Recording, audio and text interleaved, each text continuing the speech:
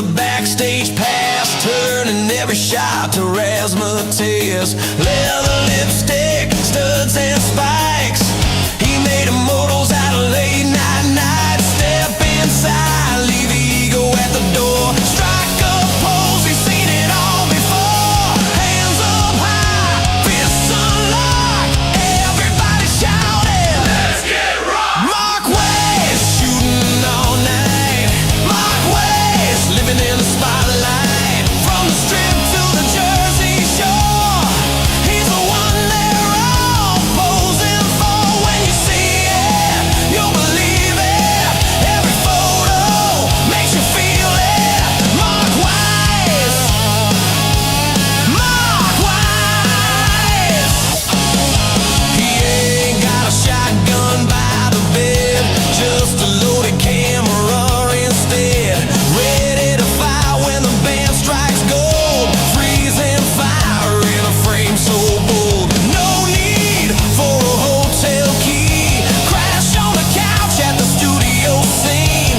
Big hair blowing, guitars on blast. He's making every second last. Drums hit hard, the line gets wild. One more time now, let's get rocked. Mark Weiss, shooting all night. Mark Weiss, living in the spotlight. Sweat and swagger, chrome and lights, turning wild nights into forever nights. When you see it, you'll believe it. Once he shoots it, you can't unsee it. Mark Weiss, Mark Weiss.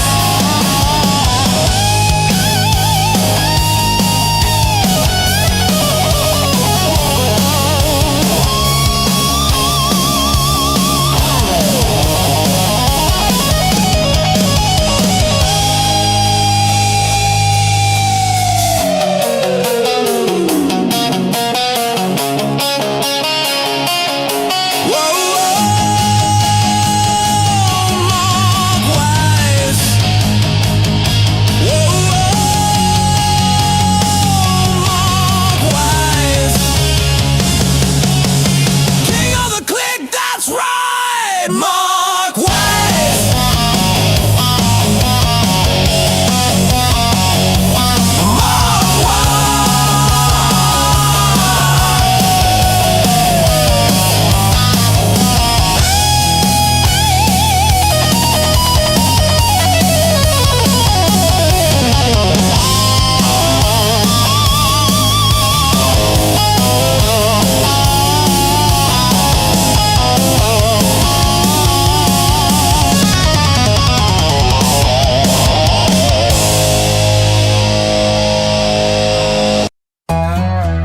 Dream boy peeping in the backseat ride. Walkman blasting while the world flies by. We were just kids messing around, laughing so hard we shook the hallowed ground. But one wrong word, yeah, it hit too hard. Didn't think it'd leave a mortal scar. Didn't see her standing there in the dark with that terrifying fire-breathing mama bear glare. Now I'm backpedaling, trying to explain, but man, Darrell, I'd say it again.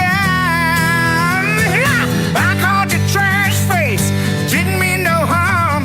Just a dumb joke down in Florida, sweaty arms. Your mama heard and no down to hell. She's giving me the boy I will destroy your soul stamps. I'm sorry, man, yeah, I feel real bad. But let's be real, it was monumentally rad. Diddly, diddly, diddly, wee, ow. Next thing I knew, the skies grew dark. She descended upon me like a great white shark. Tried to plead my case, please spare me, queen. She said, respect's a thing, boy, if you know what I mean. I bought her flowers, said I'd repent, but deep inside my soul I cannot pretend. That wasn't the most epic thing I ever said. Even Darrell chuckled when she turned her head. Now I'm backpedaling, trying to explain, but man, Darrell, I'd say it again to the heavens. I called you trash face, didn't mean no harm. Just a dumb joke down in Florida, sweaty arms. Your mama heard and now I'm down to hell. She's giving me the boy I will destroy your soul stamps. I'm sorry, man, yeah, I feel real bad. But let's be real, it was monumentally rad. Years gone by, We still bring it up. You shake your head, but you know what's up. Your mom still glares with the eyes of a hawk. We just gotta rock.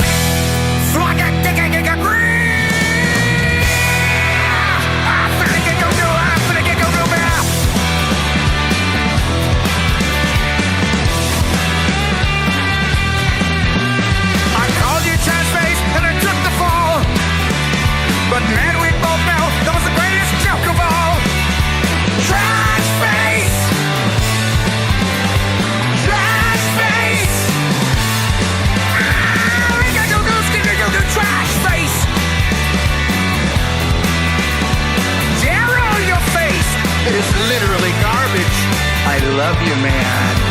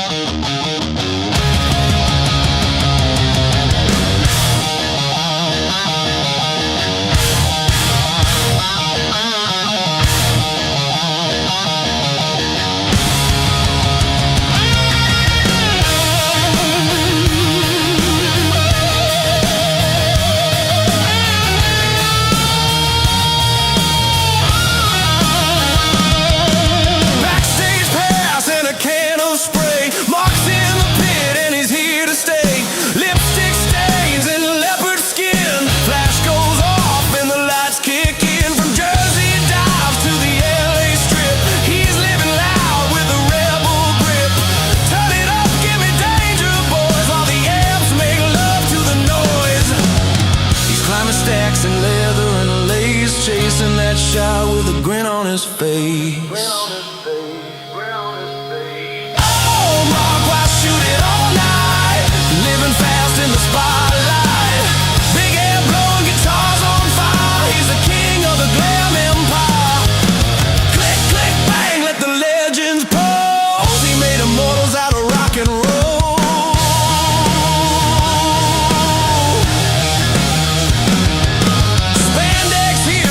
Snakeskin boots, backstage chaos and photo shoots, whiskey laughs and a smash guitar. He's catching lightning in a mason jar. Give me sweat, give me attitude. He don't want pretty, he wants rude. When the smoke grows thick and the crowd screams loud, Mark's got the proof that'll make you proud. Another flash in the moment sealed. 1,000,000 records about to be revealed. Shoot it all night, living fast in the spotlight. From Sunset Strip to sold out shows, he's got the world in a rebel pose. Click, click, bang, let the cameras roll. He's a heartbeat of rock and roll.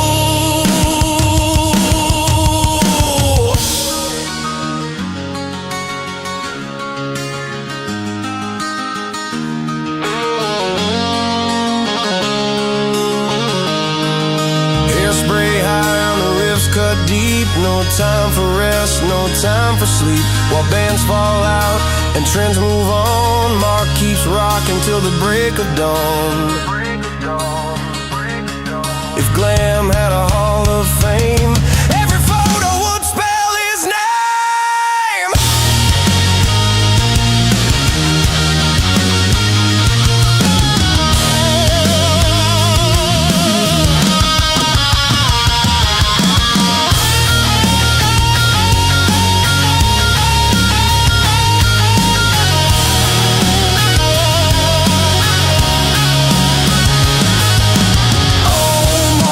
Raise that flash, turning wild nights into a permanent stash. Lipstick, leather, attitude, bliss. History sealed with a photographer's kiss. Click, click, bang, let the whole world know. Mark made legends out of rock and roll.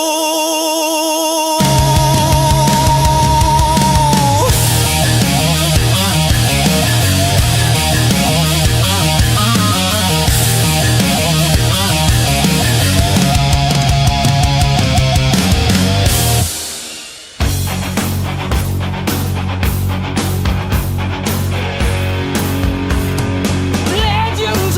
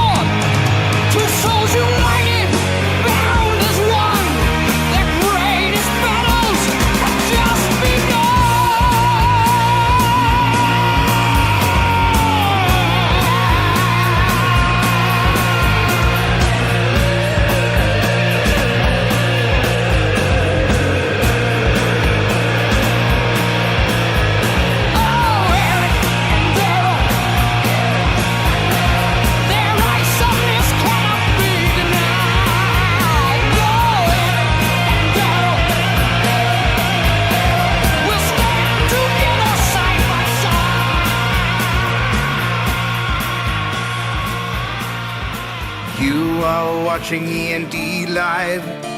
We will be starting soon. Oh, you are watching E&D Live. Until then, enjoy this tune. Oh, yeah. Eric and Darrell are totally rad. Eric and Darrell are crazy as shit. Eric and Darrell are excellent. Eric and Darrell are live.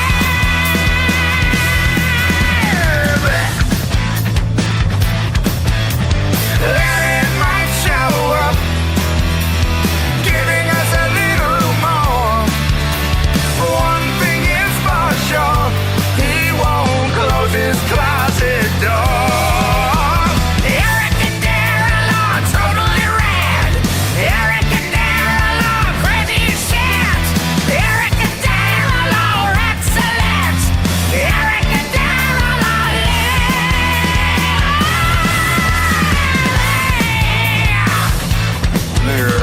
tick-tock, the countdown's on. The vibe's so electric, it's like a new dawn. From all around the world, viewers tune in for the show that's about to begin.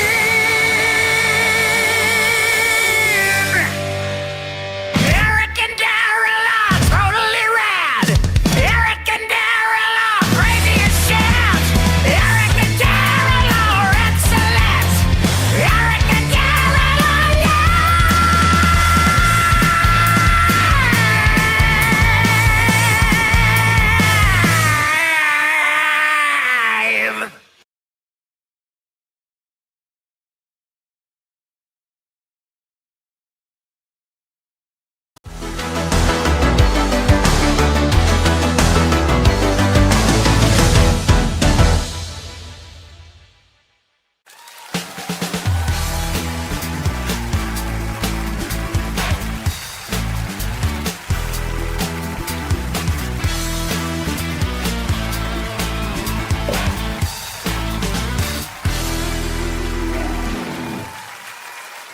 Yeah! What's happening, everybody? It's Eric and Darrell. It's the fake Darrell. You'll never know if it's real or not. Oh, it's the real one. It's AI Darrell.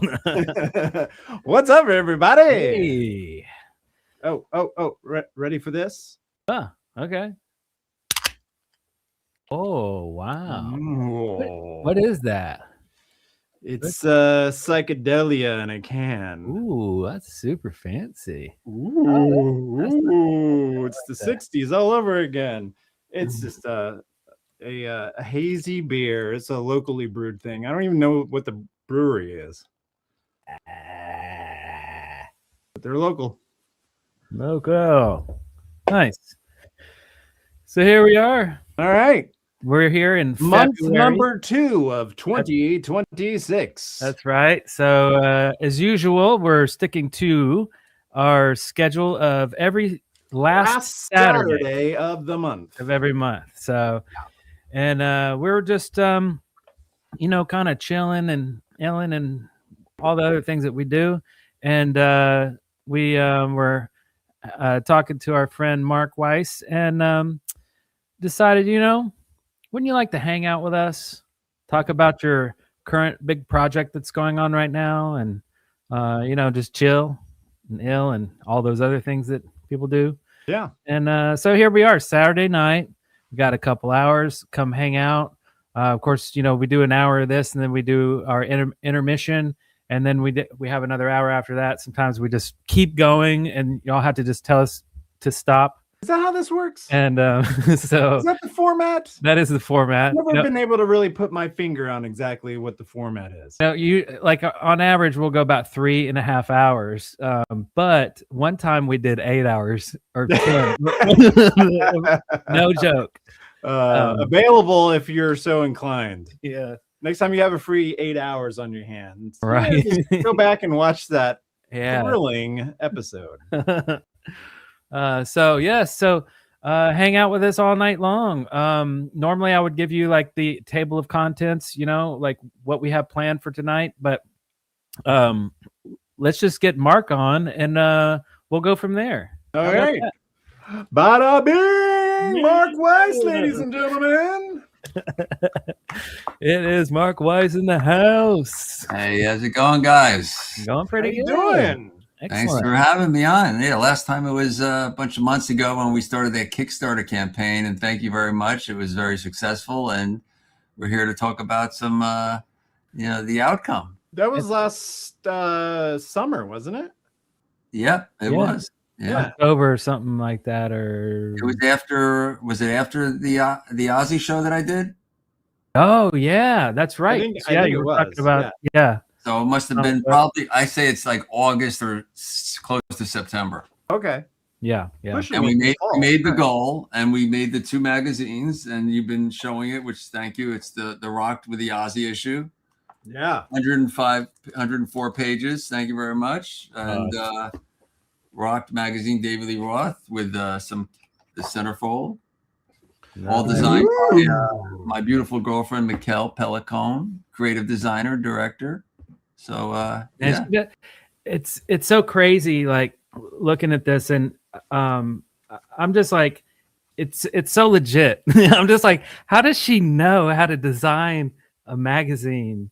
Like, I don't know. It just seems like, I would be overwhelmed with choices. oh, I know it. right? Yeah, Yeah. because it's not like one layout. It's it's like, it's like your metalhead, circus, all that kind of stuff. It's like each section has its own look and its own background and its own, almost like its own fonts and its own. So it's like, oh man, that's a lot to manage. But here, this is what I was going to show you. Oh yeah, I love that picture. well, she Hand. designed it as I look at it as a book, really, and she was brought up in Israel, and they didn't have rock magazines. I don't think they had a lot of rock magazines back then. I don't think like all the magazines that so she's been seeing all my magazines from back in the day around my office, and kind of just got a feel for it, and she just kind of threw them all together, and it's just took on its own life. Really, it has its own own style. It's very unique. Really proud of her. Yeah. And she made it happen. Wouldn't really, if it wasn't for her, there would be no magazine. Nice. And me It'd be too, of course. It'd be a napkin, and Mark would be like, right. Napkin. Yeah. And I mean, I just love the way she took my laminates and my photos and the little Oh board, yeah. Oh, that's true. Yeah, man. It's Oh, cool. yeah. So what is the plan for like the rollout of more episodes, more issues? Like, Well, what is the plan would be to try to do 4 more, but really we need to take a little breather right now. I have some health issues, which I told you about, so I'm gonna be rested up for a few months. But we're gonna go strong, and I have some ideas to do some. It's like the first issue. It was right here. It was just from the Monsters of Rock cruise. It's just really like a pinup mag. It's like a pinup and centerfold. Very basic. And then we moved on the second issue. We put Stephen Piercy on the back and Jeff Keith from Tesla on the cover. They were on the Monsters of Rock cruise. Again, a lot of pinups, but we got a little more, it started developing into something. So it's like, we never know what the next issue is going to be like. But the third issue, the David Lee Roth issue, was really like, was the original concept where past is present. So the front cover up to the centerfold are my classic photos. Like here, this is Lita Ford from a photo shoot I did, my first photo shoot I did with her for Faces magazine. No. And we used the words, like the interviews from it. So I think it's called the Faces Flashback. So it's kind of interesting where her head was at. Not heavy reading. And then the same thing with Guns N' Roses, just a little bit about him and interview, do a little kind of pin-up-y type thing. These are all my photographs, so it's consistent. And then we go to we did something with Rat and Lita. Here's a Rat, again, an interview from Hit Parader. And it just, talks about like before he went on tour, it talks about like, we've been on tour being planned. I've only been in New York City once, and I didn't really check out the music scene. I wasn't really aware. I was more into fashion, and I stayed with all those models.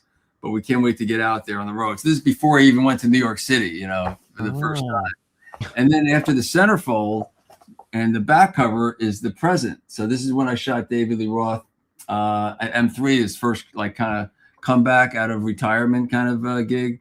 And all the artists that are in the magazine, like they have a, you know, we did something with Lita, with Rat, you know, Piercy and Warren DeMartini, and we did something with you know, Steven Adler, and with also Steel Panther. So this is all new photos. So it's like, you know, I wrote a lot of this. Mikkel did the design, of course, and you know, we just talk about the tour, and you know, keep it a little current. So it's where past is present. Where's the Steel Panther? That's that was some fun stuff. We shot them down in Daytona. And they had the girl dancers up there on stage, and Nice. it was fun. I did an interview with Michael. And then there's the you know, the Killer Ozzy issue. So we just started, you know, like you were saying, like it took a long time to decide on creating this, and also editing it, and editing all these photos. You can imagine how many pictures that I took. It was like amazing, but I kind of, you know, it took a long time to do, and this is what we're going to be kind of pushing for the next few months. Yeah. I love the Lita interview in there. There's a lot of stuff like I didn't even know. I never knew about Lita Ford. You know, like she knew what she wanted to do when she was 11 years old and stuff. And I was like, man, this is pretty cool. But your shoot with David Lee Roth was hilarious.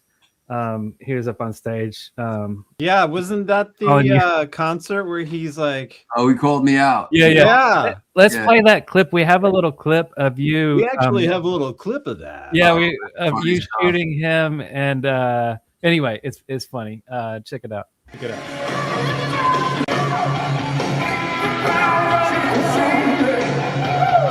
Mark, how are you? Check out this bitch.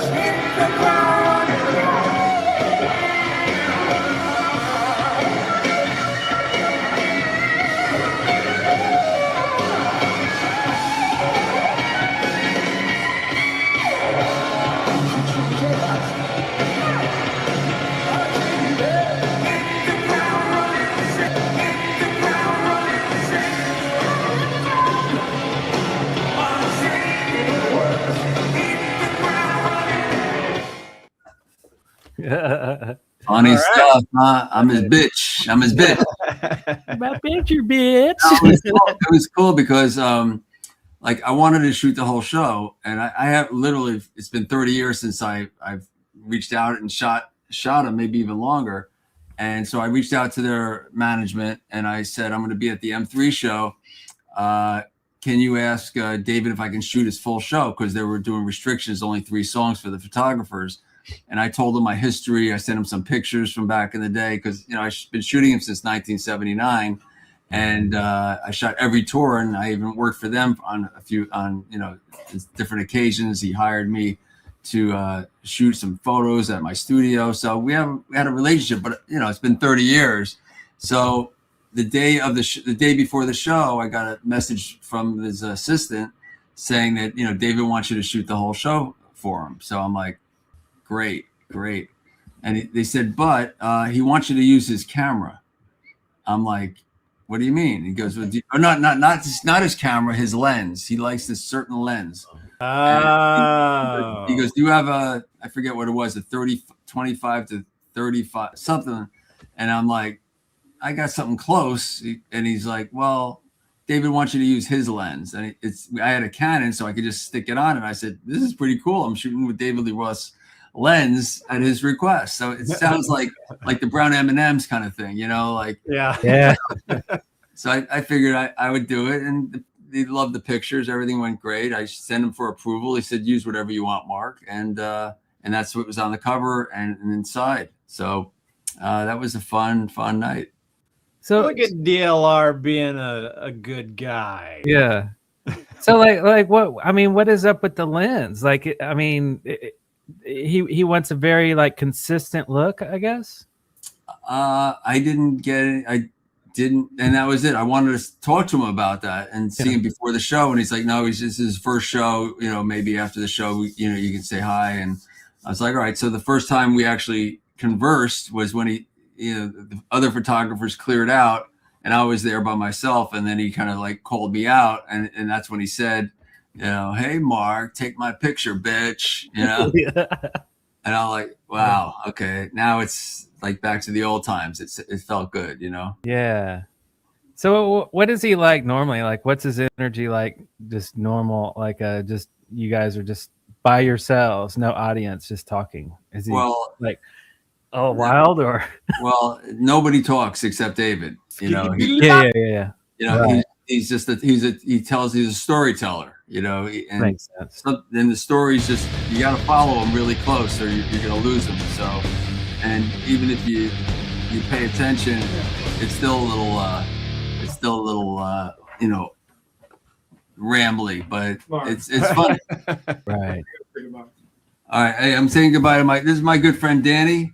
Hey, Danny! Hi. And Danny. Oh shit, man! What the fuck?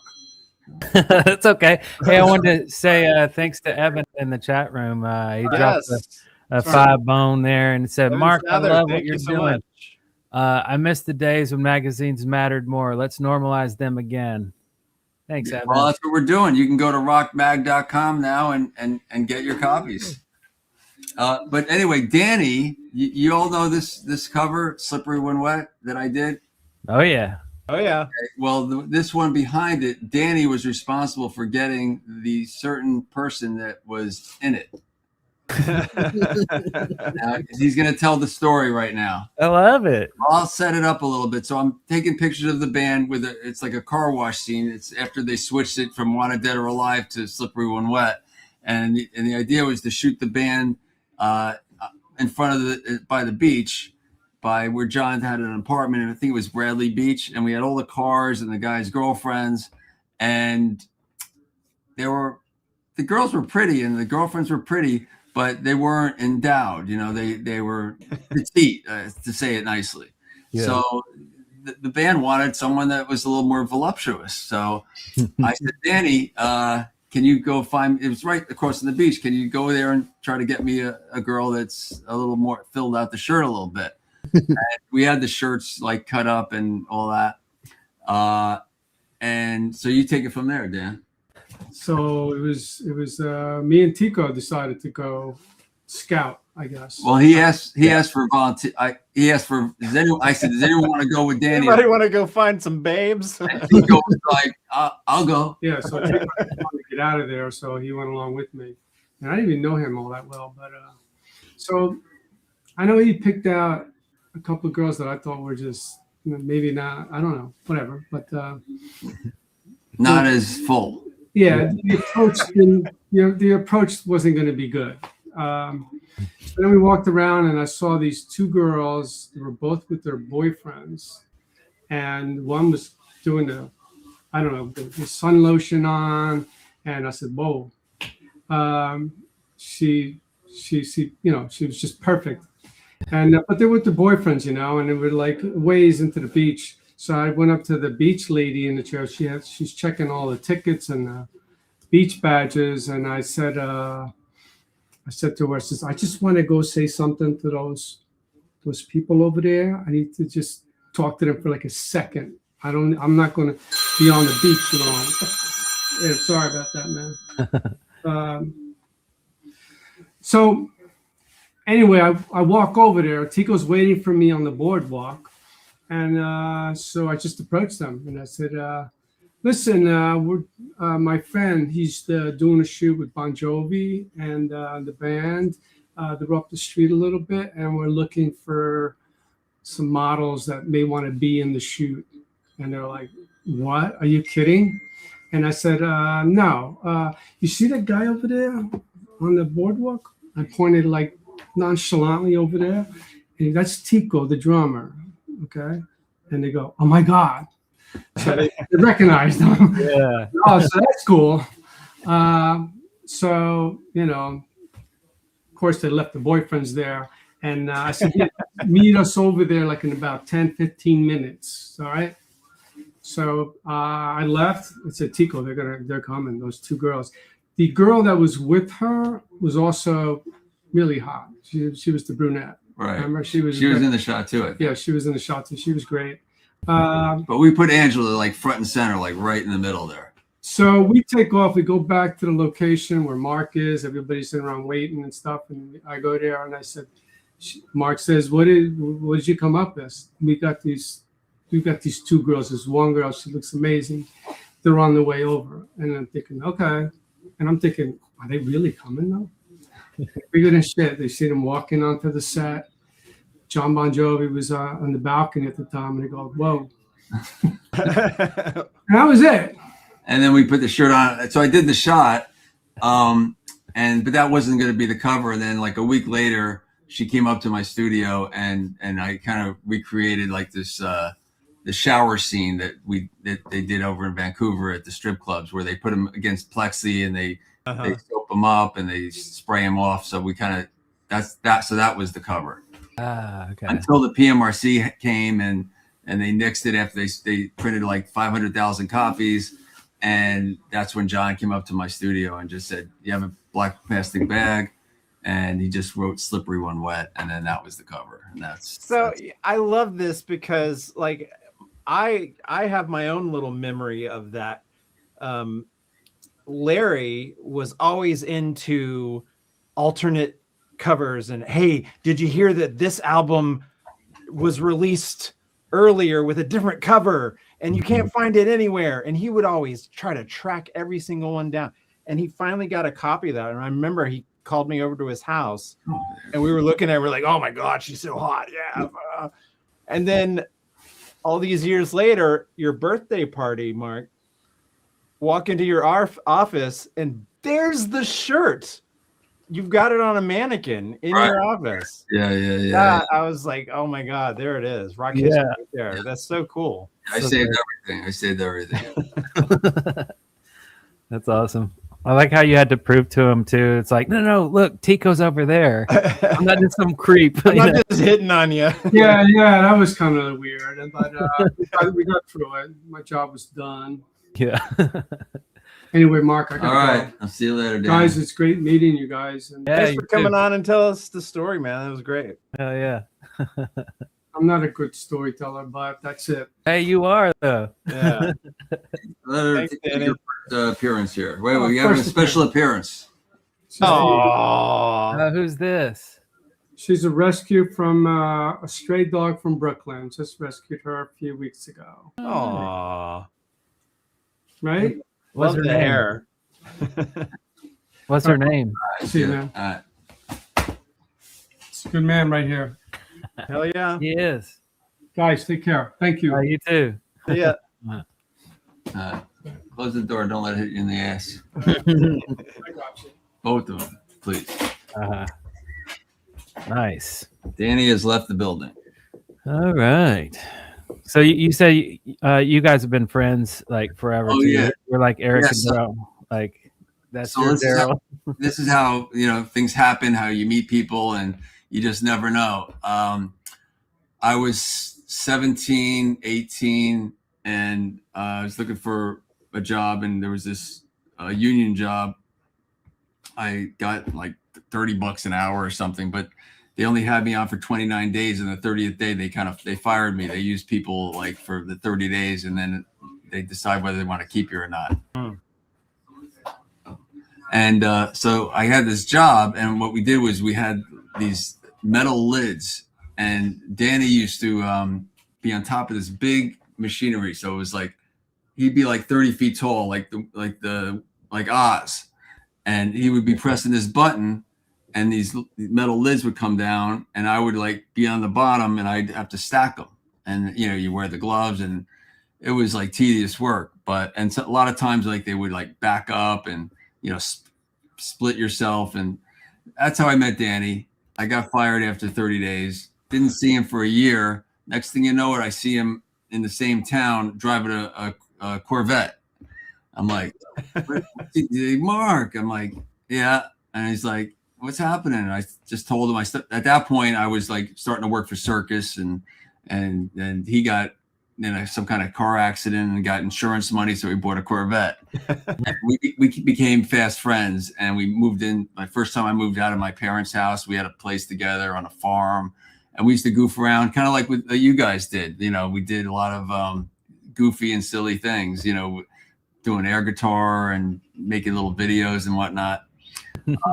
And then he started watching me take photographs at the studio, and then he became a photographer too. So he's very talented, he's still shooting. And we've just been in each other's lives, you know, for the last, you know, over 50 years, really. Wow. Nice. I know I must have asked you this before, but do you have like old videotapes and stuff like that you never? I Oh, yeah. That's right. You don't. Yeah. Okay. I don't. Yeah, it's a bummer. Yeah. Shoot. I know, but we can make them now with AI. You just, you know, get me a little picture of me, and that's right. Recreate it. Just make new ones. There's a picture of me, and let's turn that into a video. I mean, right? Yeah, incredible. You know, it's insane now. I'm waiting for you guys to come up with a little skit where, you know, you create your images when you were younger, and you could talk to yourselves and interact with them. I know, I've been wanting to do that. We've actually been talking about that for a couple of years. We have, and you know what's crazy is like we've had to let the technology catch up to where it's like good enough, I guess. Like right, I remember when you were high standards, you know, like yeah, if it's all goofy and weird, then it's like what's the point? But like six fingers or exactly, and it's like, well, that's gonna look stupid in 2 years when everything's perfect. So like, let's wait until everything's perfect. Plus, a lot of these models don't let you animate children. They just don't. So, like, I'm always trying to make, like, my younger self say, you know, like, weird stuff. And it's like, sorry. And I'm like, oh, yeah, because freaks are freaks, I guess. And I'm just trying to be a normal person. This is me. Like, you have my permission. But it's not a 12-year-old kid. That's a 50-year-old man. Right. Exactly. So, I have to wait until these models are, like, uncensored to where I can, you know, run those. But anyway. Yeah. We'll be doing that. Can you do it on Grok? Isn't Grok like going crazy with they let anything happen? Oh, maybe. Yeah. Weren't they getting in trouble about that? Like, putting people in bikinis and shit. Right. Yeah. People have been making like new episodes of Breaking Bad lately. I've been seeing a lot of that. So yeah, it's pretty weird. You know, we have Larry coming up on the show too. At some point, he's going to come in and surprise us. So we'll see if that happens or not. Cross our fingers. We shall see. Yeah. But I did want to get back to this because there is a you know, in the Steel Panther section, when you guys shot, well, for one thing, kind of almost unrelated.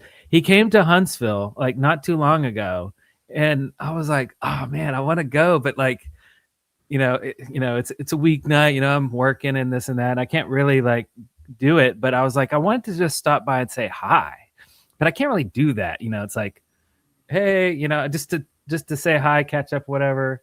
But I know he's working. I mean, it's a concert, so it's like, man, I got close. He was here, he was hanging out, and then he left. Would have been cool to maybe have him on the show or something tonight. But maybe he'll be, you know, he's been on the END channel like I think 2 or 3 times. So like, hopefully we can get him again. We love him, but anyway, 2 or 3 times. Yes, yeah. I know he was on that one Halloween. Yeah, he was on END Live on the Halloween special that we did at that concert. Yeah. And Mark, you were dressed up like Alice Cooper, which was awesome. Yeah. Right. And then he was on again because we had him on a video where we were out on the boat and we were filming like on the lake, Corey Feldman and stuff like that. Yeah. And then the third time was a podcast that you were. There are a million he was on a million podcasts. Right. Yeah. But anyway, I wanted to play that clip where where Mark, you were taking his, you were interviewing him for a minute when you were shooting him, and we have a little clip of that. Oh, Of roll. Steel Panther. Mikel, I'm going to shoot Steel Panther. Have fun. Oh, actually, don't forget to tell Michael about the magazine. Steel Panther concert. We're gonna dance on stage. You know, we're just getting ready to rock Daytona, man. Dirty Daytona, woo! That's hilarious,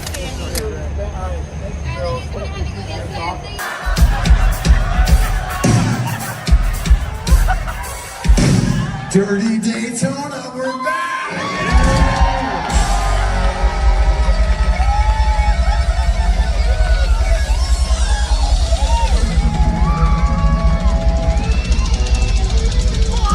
We're bringing heavy metal back here, guys.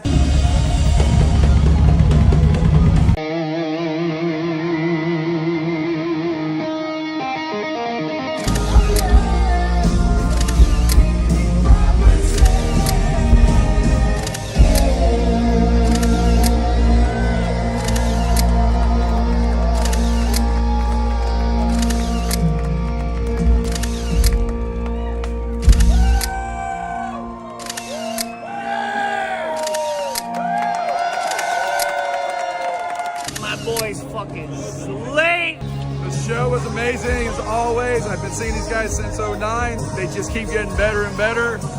Strippers were a great additive, and you stole the show being here for the whole thing. What's up, man? It's Michael Sauer from Steel Panther. Check this out. This is the new magazine called ROCKED. You like 80s heavy metal? This is your magazine to open up into. Check out some of the stuff when you get it.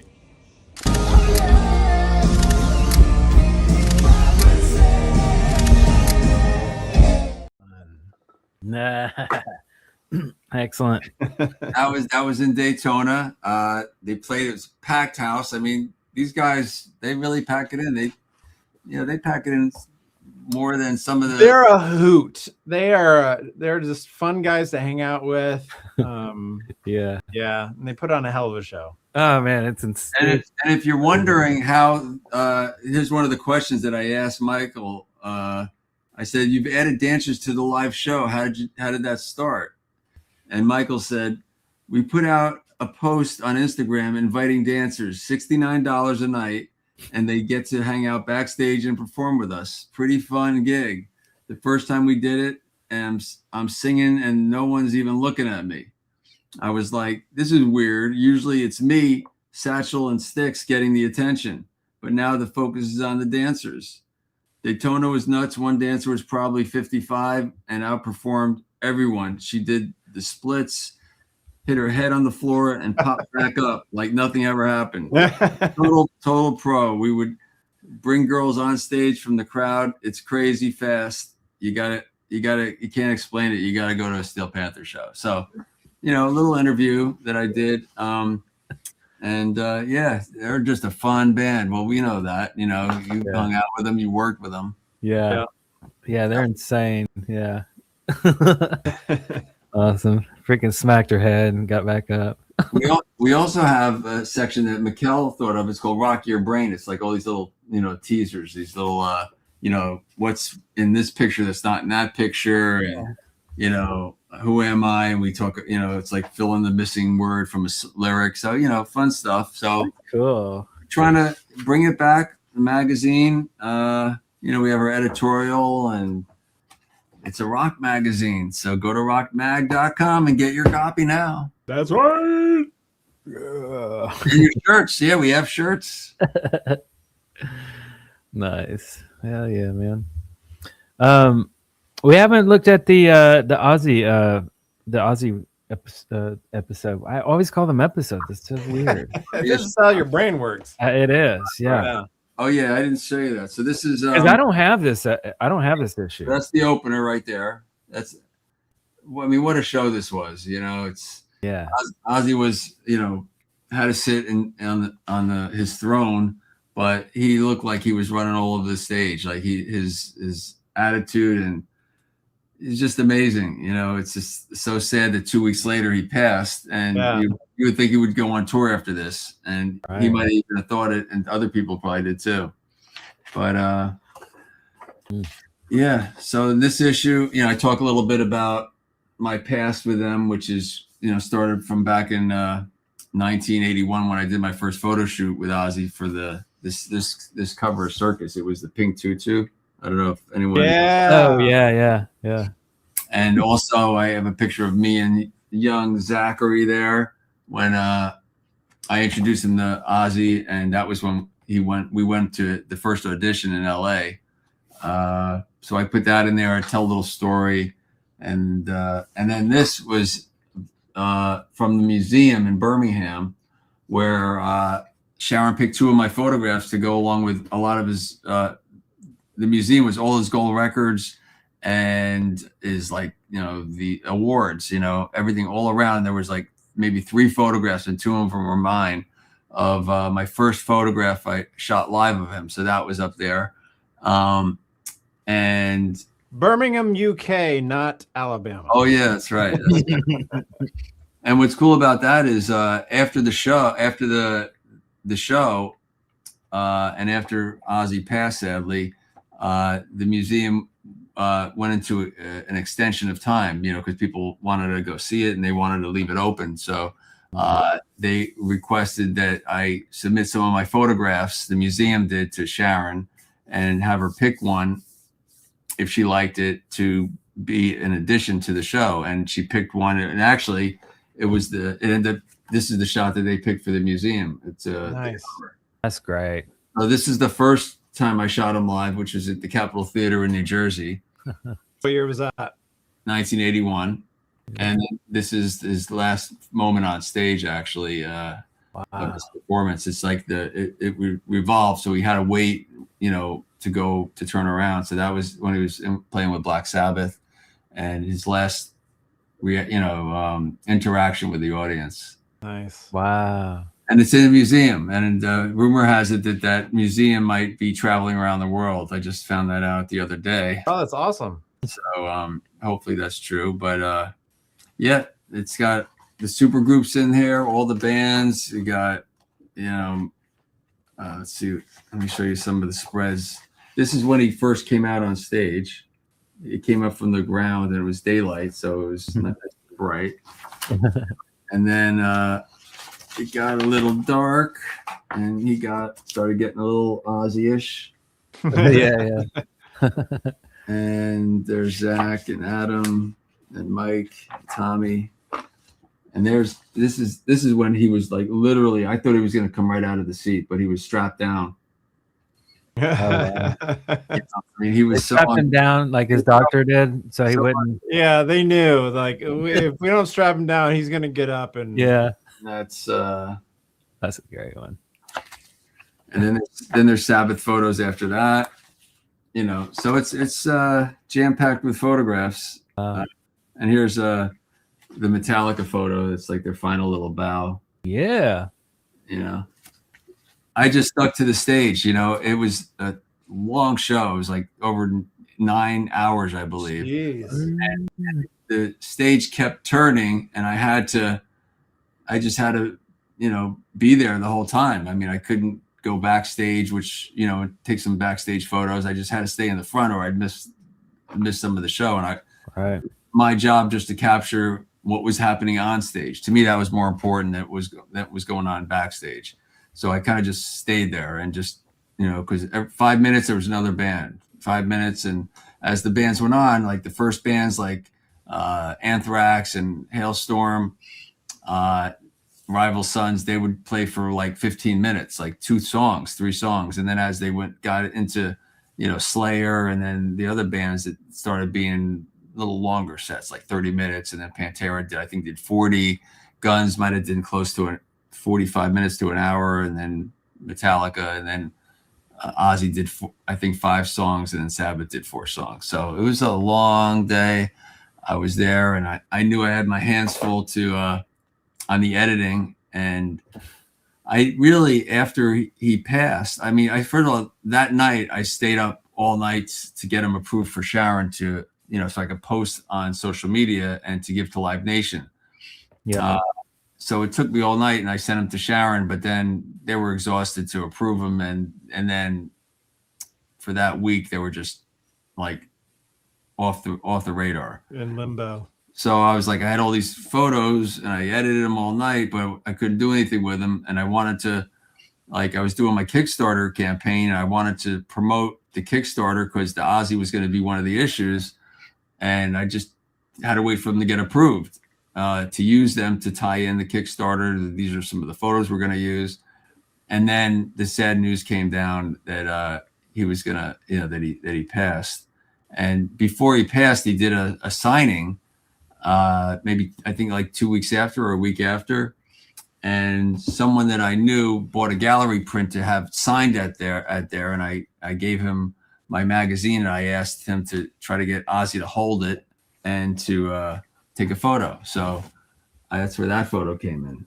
Oh, nice. So he's holding, we did like a mock cover. Like the magazine wasn't done, but we kind of took issue 1 and we wrapped a cover, and this is like the back cover. That's cool. So he's holding the magazine, but not this magazine, obviously. Yeah. But still, after he did that, I'm like, great. All right, now I'm going to kickstart the Kickstart, and we still had to raise a bunch of money, and I was going to go in full promo mode, but then he passed, and I'm like, I don't even want to look at the photos, anymore, and I'm not going to ask them to approve photos. And meanwhile, there were photographs from the audience and, being, floating around, but I just had to, I just wanted to not do anything, except mourn the loss of someone that I knew for 40 years. And so I waited probably about a month or so. And that's when I contacted you guys to help me out, because I only had I think I had 2 more weeks to raise like $10,000, so we can make these magazines. Yeah. And that's when I went full on. I said, okay, I got to just do it. And that's when I started promoting it with you guys helped me out. And I believe probably I still didn't show any of my photos because they didn't get approved. And I wasn't going to ask Sharon it's the last thing I'm going to do is ask her to work and to do anything. So I waited several months before we can even start working on the magazine. And then once she asked to see the pictures for the museum, that's when I started getting the ball rolling, because they were, I was kind of following their lead. Right. They were feeling good enough to, all right, let's start, give Ozzy, whatever is due, whatever they need photos for, and they need photos for the museum. I figured that's a good time to say, all right, can you approve some shots now for the magazine? And then that's how we got to where we are now. And we have a beautiful magazine, thanks to Mikkel and my photographs. I feel like I think I pulled it off, and the editing was very meticulous, but it's worth it. So now I'm going to take a little breather, because unfortunately for me, I've had some health issues for the last 2.5 years. I got diagnosed for bladder cancer, and I've been fighting it. I had it, I got a 0, then I went to stage 1, then I got the tumor removed, and then everything was good for a few months. So it's like a roller coaster. I'm not the only person that did this, and whoever experienced it, it's like a roller coaster of everything, of everyone's lives around you. So, when you think you're going to beat it, then it hits you again. And so unfortunately for me, my last little checkup, maybe like 6 months ago, 5-6 months ago, my doctor, we did a biopsy, and they thought it was just scar tissue, but it was a microcell, and it was cancerous. And then we did the biopsy, and it was stage 2, went from stage 1 to stage 2, and it was in the muscle. So it was invasive. Once it gets in the muscle, it's got to come out. So I was like, all right, they wanted to take out my bladder when I first got diagnosed, but I'm like, no, let's leave it in. Let's just, until we know it's got to come out, So I was hopeful that I I'd keep it. But unfortunately, if I wanted to live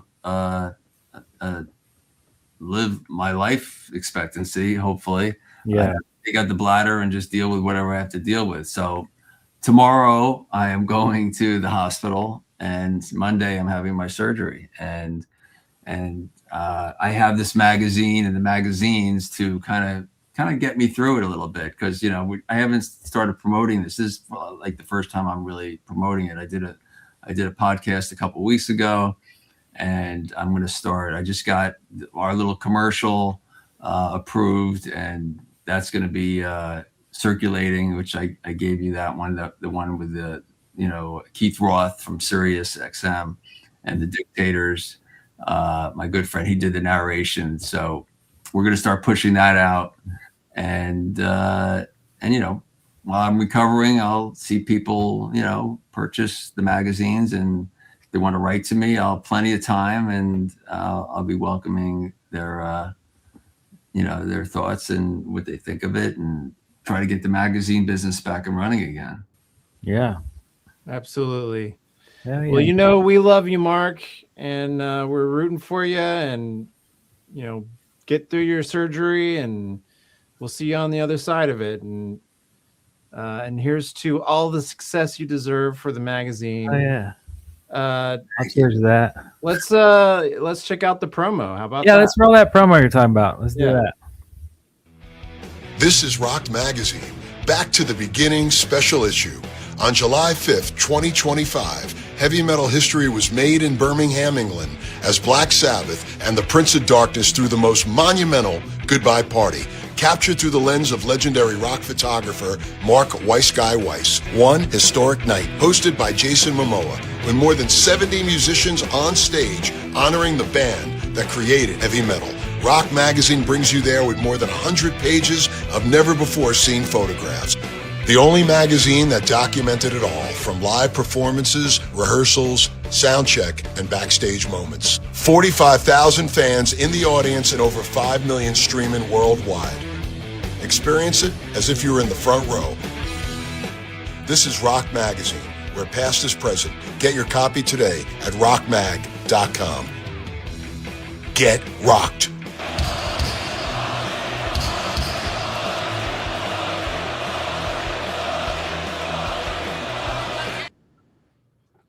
It rocked. All right. Great promo. Yeah. Oh yeah. Jason Momoa.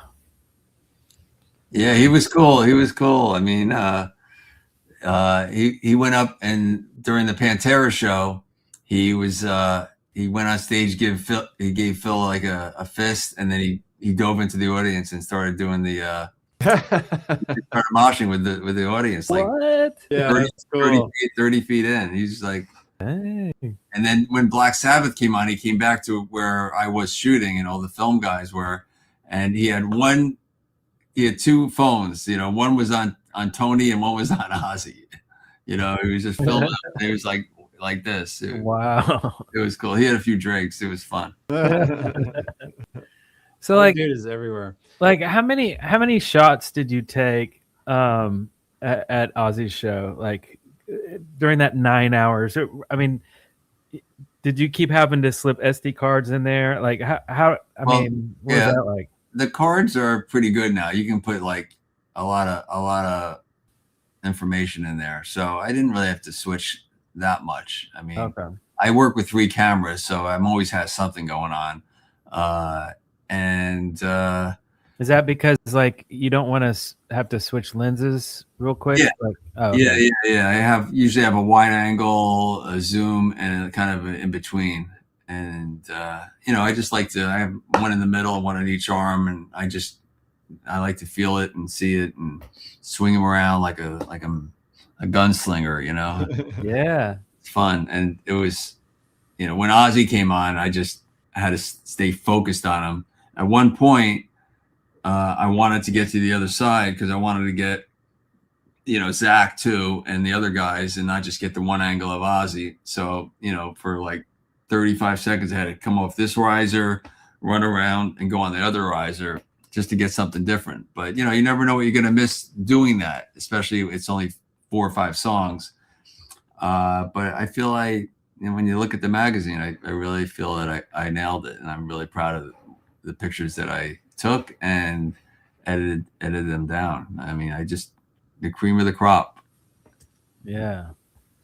So do you remember like the time when everybody was transitioning from film to digital? Like the fact that you had like probably a billion rolls in your pouch, having to flip those all the time. Yeah. All of a sudden putting in a card, but having like a real low resolution and kind of crappy image. Yeah. What was that like? Well, I was against it like most photographers are. I probably shot 20 to 30 rolls of film during a concert. Now that's probably going to be 50, 60 bucks a roll with processing. It adds up. With digital, you can go crazy and it doesn't cost anything. But what costs is your time afterwards. You shoot so many photographs. Right. The editing, I could shoot a 2-3 hour concert and it will take me all day to edit it. Literally. Now I don't mind it because I can watch my Netflix series, while I'm doing it and just be at home and just take my time. I kind of enjoy it. It's like I love having, just like you guys when you shoot film. Yeah.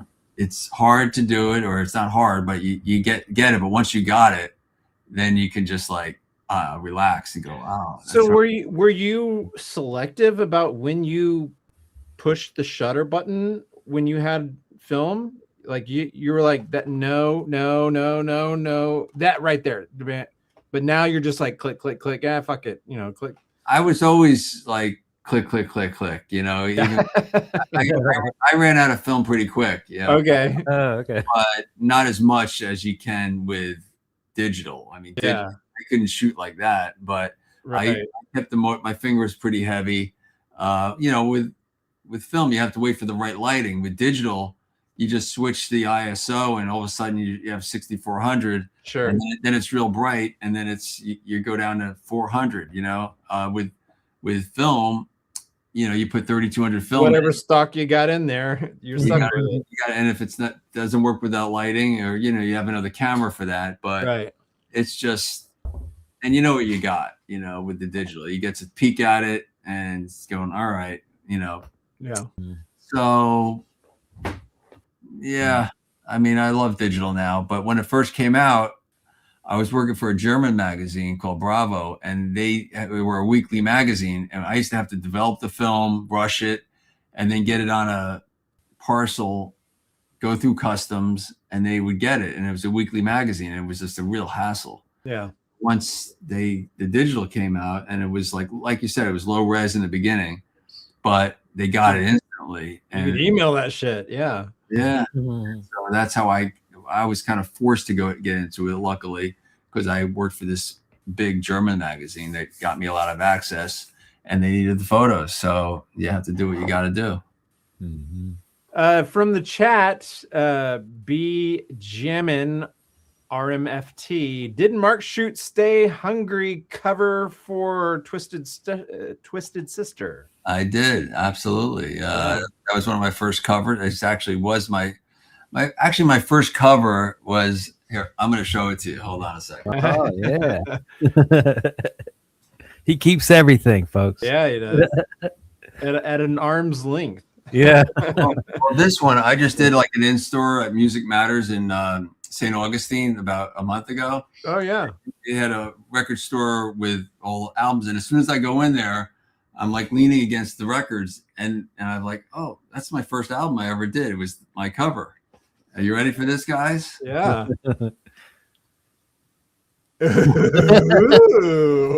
Oh. Air Supply. Nice. Now, the reason why I did this is because Don Arden, Sharon's dad, had the record label and was, I think, managing him, I believe. And I got the job through them. Wow. And but then Twisted Sister, I always say Twisted Sister was my first album cover, but this is an exclusive for you guys. It was Air Supply. That's so funny. But the Stay Hungry, we did a built set in my studio in New York. It was supposed to be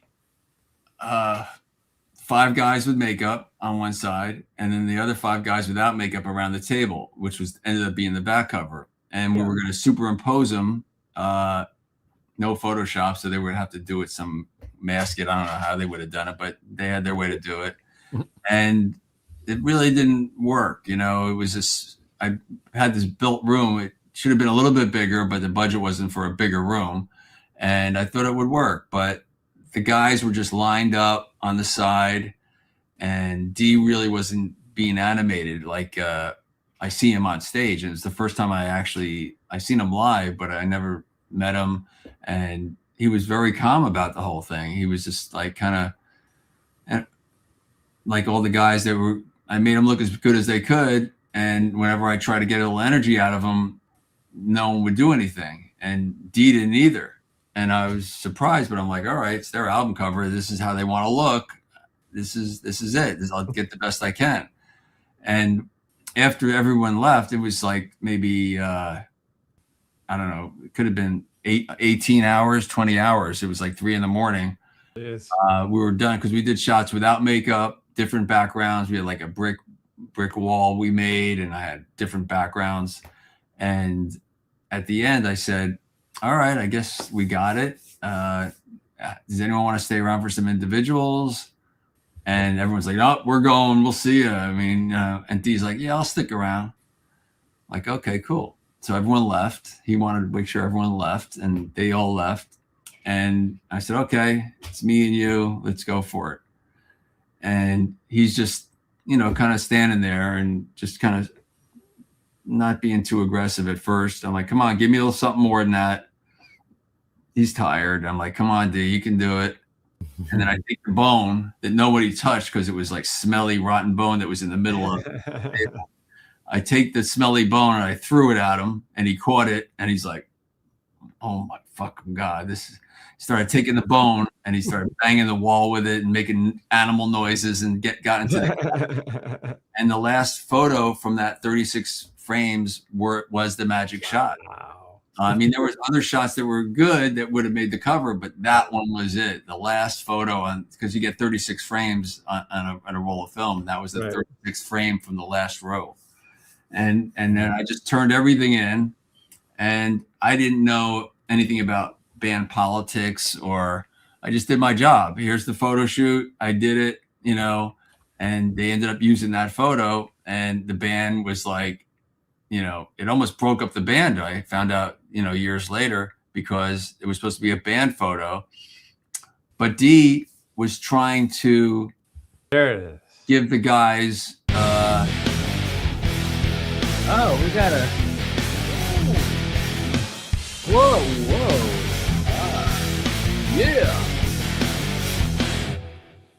Yeah, thank you, Violator. He said, ow. Ow. Glad to see y'all tonight. Yow. Thank you, sir. Yeah. Yeah, So there's the anyway, right there. So the band was like, D was like, well, I told you guys I would lay low during the photo shoot. He didn't give it his all. Now, if D would have started being like that during the band photo, then the band might have been on the cover. So the band kind of took it out on me and D, of course.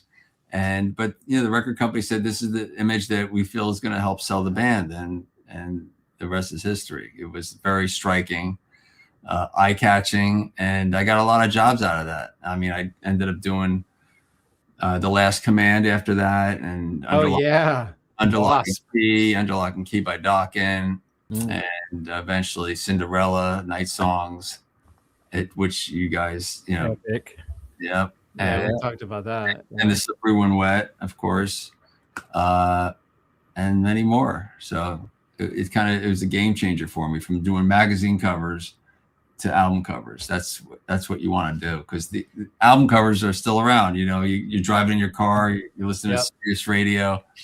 You'll see this nice little crisp image of your photo. I remember I was on Hair Nation one time, and I'm seeing, all of a sudden, Cinderella Night Songs, that they're playing a song from that. So the cover comes up, and then the next one ends up being like a song from, I think it was from Slippery When Wet. and then there's a Dawkins song, and there's like four of my album covers just kept coming up. Yeah, that's great. Oh, it's cool. Nice. Yeah. That's so cool. Well, shoot, man. I have more questions. I guess we're gonna probably hit the old intermission, so Yep. we have more stuff for the second half. Larry might be here. We're not gonna slow down, folks. So stay tuned. Don't touch that dial, whatever they used to say. And Take a little 13-minute respite, and then we'll be get back. rocked. Get rocked. Rockedmag.com. Go there. Yeah. Get a magazine, and I'll sign it too for you. There you go. right, yeah, go there during the intermission. GetRocked.com, right? Or no, it's rockedmag.com, right? I also have my book, The Decade That Rocked. That's big, right. Big coffee table book. Mine's in the living room. I would have Mine's grabbed in the it. living room as well. It belongs in the living room, right? Yeah. I always feel like that. Yeah. But is it on your coffee table? It is. It's on my side table. I don't know what that's called, but yeah. Hell yeah, man. So Mine's on the bookshelf. I can look up and see it right there. Boom. Yeah. All right. Well, be good to yourselves. I don't know what that means, but we'll see you in a minute. We'll see you after these commercial breaks. See ya.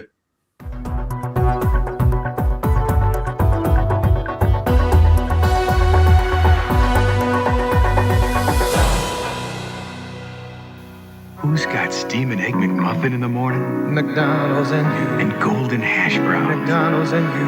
Fresh scrambled eggs, sausage, hot cakes, juice and coffee too.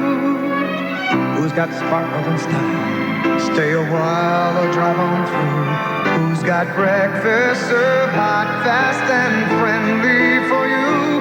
Who's got sunshine every morning? McDonald's and you. You wanna be a model, it's a nervous time for you. You're feeling so tense, but frame after frame, your style is coming through. Soft and dry roll-on will help hide when you're nervous inside. Soft and Dry creates a new roll-on. Its dryer formula dries super fast to fight nervous perspiration better than the leader. Soft and dry roll-on will help hide when you're nervous inside.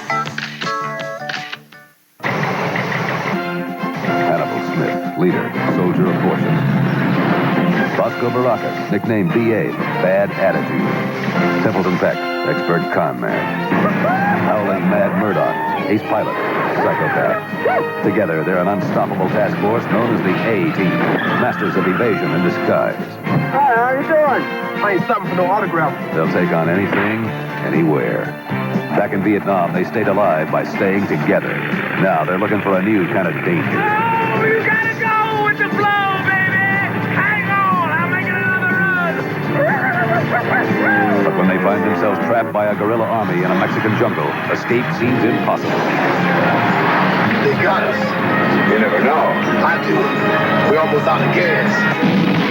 George Papard, Mr. T, Tim Dunnigan, Dwight Schultz. Who do these guys think they are? The A-Team.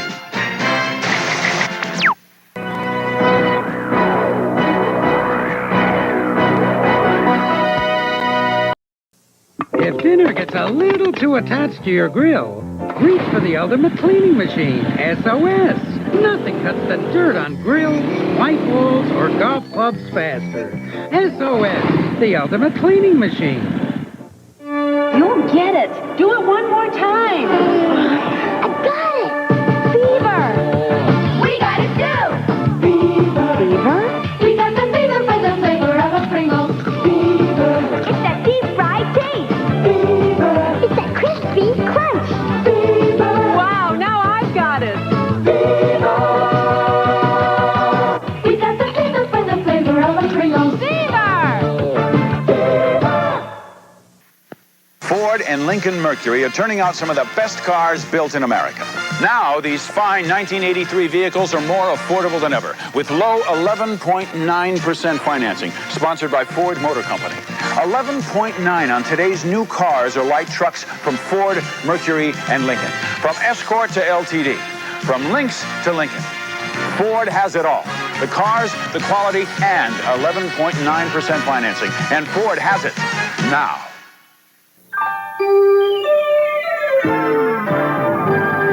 Hi, this is Sue Toma. Next week on PM Magazine, discover how to get your groceries for free. Meet a model with famous hands and legs, but an unknown face. She models body parts. See how to cook up a money-making business right in your own kitchen, selling your own baked goods. And see how you can win the PM Magazine TWA Escape to Florida sweepstakes. Watch starting on Monday at 6:30 here on 13. It's Mickey's biggest birthday ever. But where's Mickey? Join in the search with your favorite stars. You still can't find the poor little guy? On the Magical World of Disney, Sunday.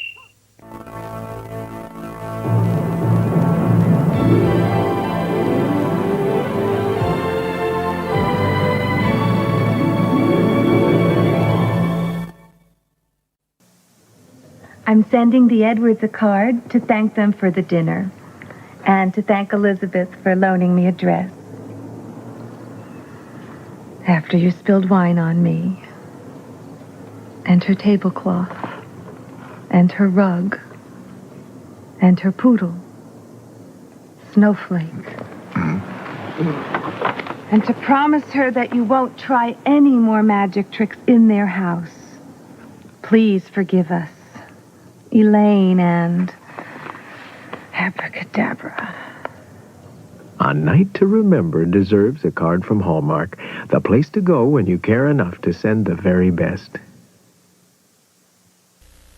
Last time we left Sunny lost in Cuckoo Town. I've just gotta get home. Even in Cuckoo Town, I can't resist the delicious taste of Cocoa Puffs, the chocolatey part of this complete breakfast. Oh, now it's raining Cocoa Puffs. I'll be swamped in munchy, crunchy, chocolatey Cocoa Puffs. I'm cuckoo for Cocoa Puffs. Cuckoo for Cocoa Puffs. Oh, hey, I'm back home. Oh, Sunny. Oh, no. Here we go again. For those who will question, GE will answer. If you have a question about any of the hundreds of consumer products and services General Electric offers, whether it's a question about choosing or using, there's a place you can call for help 24 hours a day, every day. The GE Answer Center Information Service. Because of all the things we at GE offer, help is something everyone can use. GE Answer Center. May I help you? We bring good things to life. Wednesday. What happened to your eye? You get in a fight with somebody? No, I kissed somebody. Growing pains. There comes a time in life when you gotta take a chance. And are raisins supposed to have legs? Dennis brings new meaning to food for thought. You're like a recurring nightmare. Head of the class after Growing Pains, Wednesday.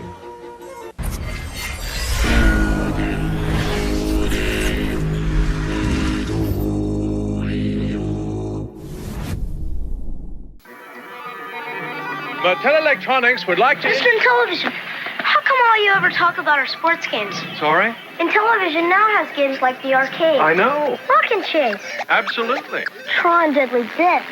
Excellent. Right. Night Stalker. Awesome robot. Oh, glad you like them.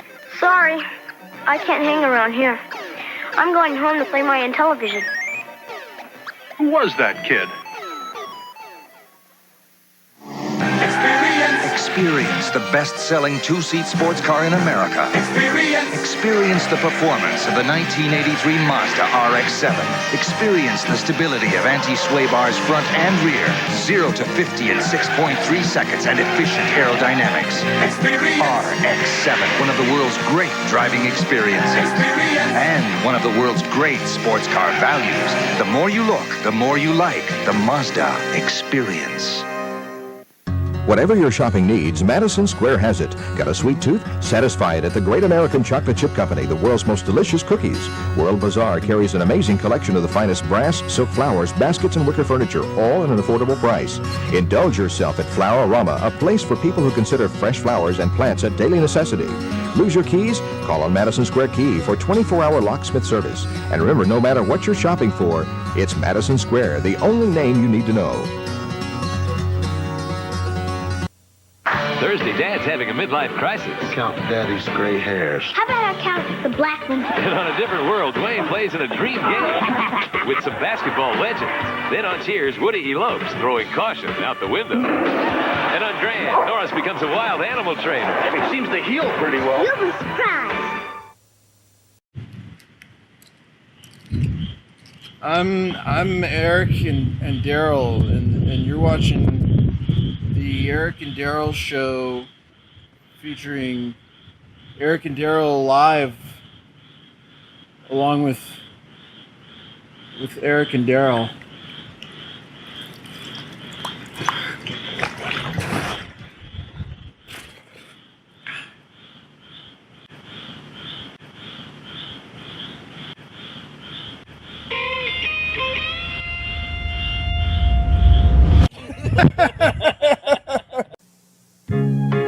A double pleasure's waiting for you. A double pleasure from Double Mint Gum. A double great feeling, making you realize Double is the one for you. Double fresh, double smooth, double delicious to chew. A double pleasure is waiting for you. Double Mint Gum. A double pleasure is waiting for you. Double Mint Gum. A double Carnation Instant Breakfast. You're gonna love it in an instant. You're gonna love it in an instant. So good and frosty, rich and tasty. Carnation Instant Breakfast. You're gonna love it in an instant. You'll also love that Carnation Instant Breakfast is now even easier to make with this free shaker mug. See specially marked boxes for mail-in offer details.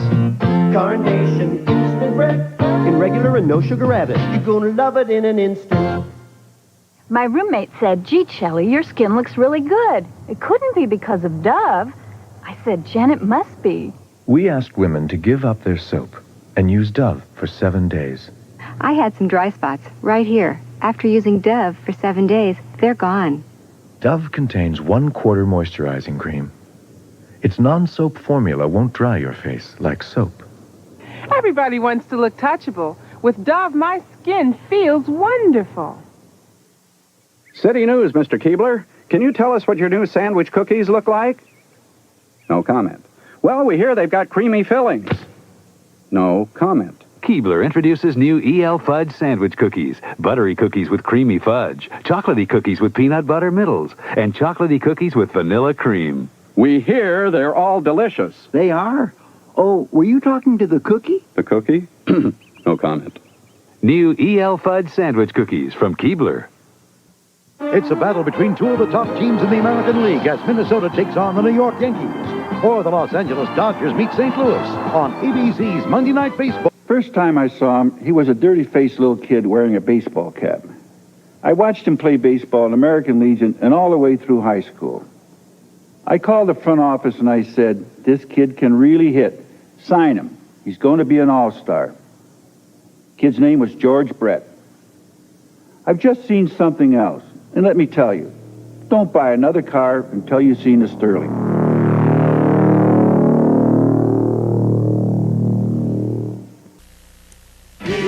I am He-Man. Call She-Ra and me at 1-900-909-2233. We'll journey to distant worlds, explore the universe. And probably battle Skeletor along the way, huh? Probably, Orko. There's a new adventure every day. We'll also tell you how to get an action figure or this colorful poster. Part of your $2.35 2-minute call will go to local science museums. Get your parents' permission and call 1-900-909-2233. I have the power! Nosy bears, nosy bears. They have a nose for fun.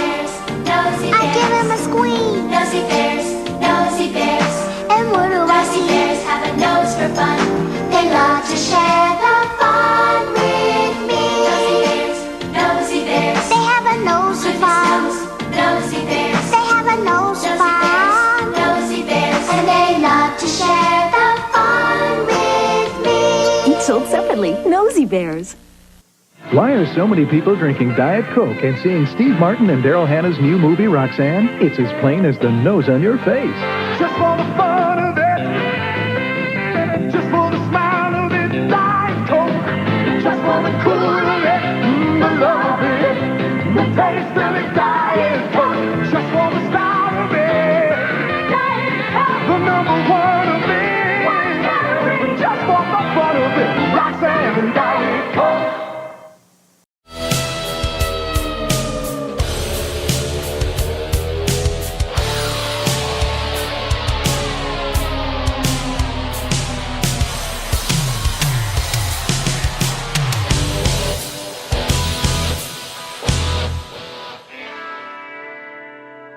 It's Eric and Darrell back from the break. Get ready for fun, 'cause we're not done. Yeah! Hell yeah! Eric and Darrell! I'm out!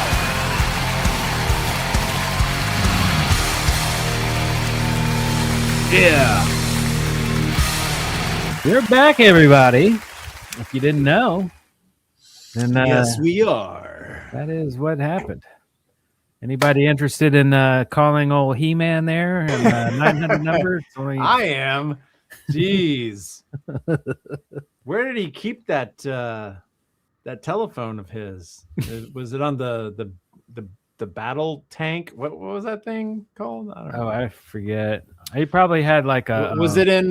Was it in Battle Cat? One of Battle Cat's saddlebags or something? Yeah, maybe he kept it in his own little weird, little brief, tight things. I don't know what. In his little furry. Yeah, reached into the fur and pulled out a phone. Underoos. Hello, this is He-Man.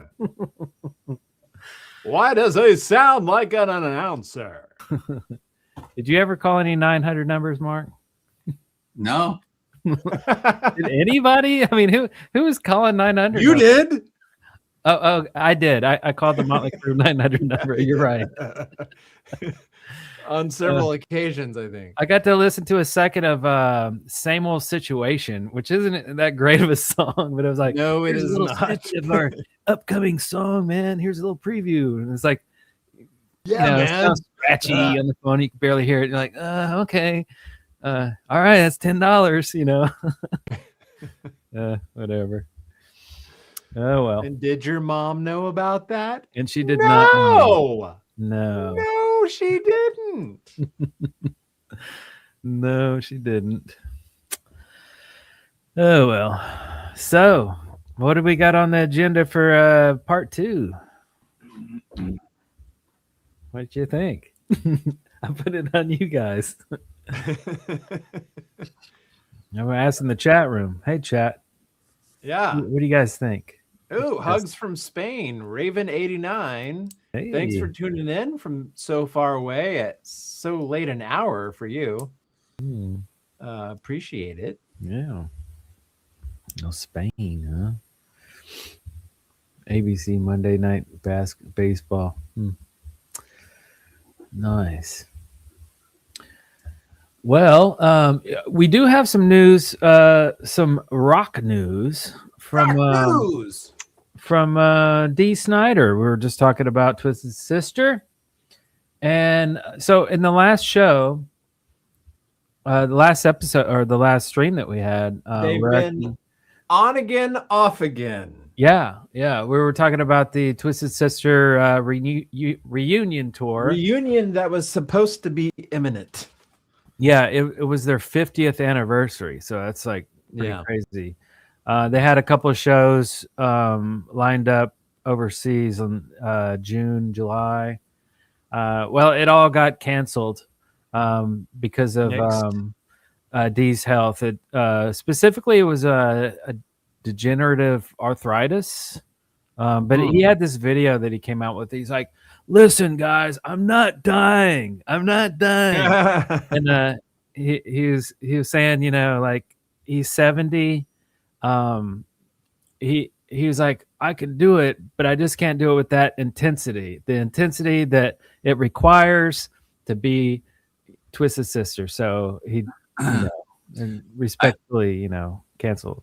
I mean, when I saw him with Bret Michaels, I mean, he was hopping around, but he only did a few songs, and he loved being back on stage and giving that energy out. And then I guess when they started rehearsing, I don't know if this as a fact, but I'm assuming that he might have gave it a try for more than 3 songs, and then it just didn't hold out, and he realized that he's gonna have to call it off because he wanted to give what he gave during, like, when he did those 3 songs. He was amazing. People are like, holy crap, he's 70 years old and he's bouncing around like he was 20. Right. Yeah. And he was, but to do that for an hour and a half, 2 hours, it's probably going to kill you or cripple you. And then night after night, there's just it's not sustainable. Yeah. But it was a great idea. The band, like, was kind of surprised when Dee wanted to do it, but he wanted to. It would have been great. And I was there at the Grammy Museum in Mississippi, in Cleveland, Mississippi, where I was part curator of. It's called The Wildest Decade in Music, and it was primarily 80s, and they asked me to help them out, and I have a gallery there, and I actually have my mannequin I usually have in my corner that I use for special events in one of these cases with my camera and my passes. And actually Dee Snider inducted me into the Metal Hall of Fame a few years ago, probably 4 or 5 years ago by now. And that's in the screen. So it's by my gallery. So I have a really big presence there. And there's photographs all around the museum, along with artifacts, of course, of Twisted Sister and Ozzy, Motley Crue and Guns N' Roses and all that. So that's going to be going on for another year and a half over in Cleveland, Mississippi. It's a few hours away, or a couple hours away from Graceland. So if you ever go to Graceland, they have this cowboy where they're honoring, I believe it's John Wayne and Willie Nelson and someone else from that era. And that's going on now. So it's a huge building, and they have different wings doing different things. And it's pretty cool. It's like it's like you're going into a time warp into the 80s. All Eric wants to know is, how close is it to Tunica? I love Tunica. I gotta go back. I mean, it's the same place where B.B. King was born and raised, and there's the B.B. King Museum right down the road from there as well. Oh, cool. Yeah. Cool. So anyone is in the area or going to Graceland or driving through the country, definitely go to Grammy Museum. The Graceland, Memphis, Tennessee.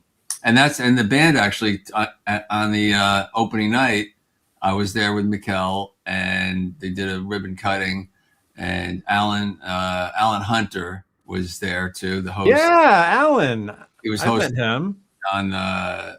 So he kind of hosted a Q&A of me and Twisted guys on stage in front of the fundraiser that we had, and they were there. It was like the last time they were together, and that was that was just when they announced the shows. So it was kind of exciting, but I thought it was the beginning of something that would be continuing for the next year. But unfortunately, Dee's health is obviously more important. It is. I mean, yeah.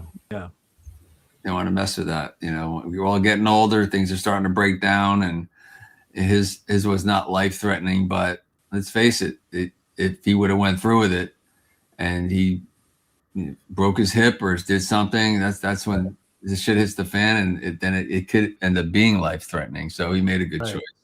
Yeah. Disappointed a lot of fans, but I'm sure he'll make it up in other ways. I know he's going to be involved in doing movies, and I'll probably be acting some more, sure. And he does the signings at the autographs. He's a great person to, if you're a fan, and you won't be disappointed when you meet Dee Snider. Yeah, he does. He hosts a show too, House of Hair. Right, syndicated radio show. Yeah. Yeah, he's doing that, and he's still planning on doing that. But yeah, he's in the middle of like directing a movie right now, which we kind of asked him about the first and last time we met him in person. But yeah, we, last year. That's actually what I was going to say when we met him. Yeah. He was talking about all the movie stuff that he was doing. And I was like, so curious, and I still am. I'm like, we need to ask D. Like I brought it up a couple times with you, Darrell. I'm like, what is D doing? We need to go over there and query him about. We got to go to North Carolina. Yeah, because he's like, he was so excited, and to tell us about, all of the. I don't know what all I can talk about, but he was super excited, and like I feel like we just need to follow up. We need to be like, hey, what do you need help with? Like, can we do something for you? Like, I don't know. Like, I feel like there's something there. We just need to follow up on that. So somebody wants to know what my first live rock concert that I went to.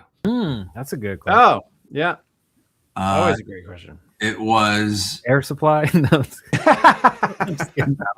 It was Crosby, Stills, Nash and Young. Hey. Oh, nice. It was 1974, and it was the day I was like, I think I was 14 and 13, 14. My brother took me. He was a couple years older than me, and it was at Roosevelt Stadium in New Jersey, and it was an open field, so there's about 80,000 people there, and that's when I think it was it Graham? I think it was David Crosby who announced that Richard Nixon resigned. Oh, wow. On stage. And it was one of those experiences that, I just never forgot. And I also, that was the day that my parents' friend's son I bumped into, he was a couple years older than me, had a camera, bumped into him, and he had a camera, and he had these two hot girls with him. And when I bumped into him out of these 80,000 people, and there's Kenny Ref, he walked towards this, as he was walking, as talking to him, I said, where are you going? He said, I'm going to the front to take pictures. And that's kind of where I got my first kind of bug. I'm like, really? And then about a month later in September, during the holiday, my parents went over to their house and we went there too. And he had those pictures hanging up. And then that's what kind of gave me the bug. That's awesome. He told me how to like sneak into concerts and all that. I told him I had this camera I got from mowing lawns a couple of years earlier, but it was just ended up being a paperweight because I had no interest in photographing my dog anymore or my brother. Then I started going to concerts and got the bug for going to concerts, and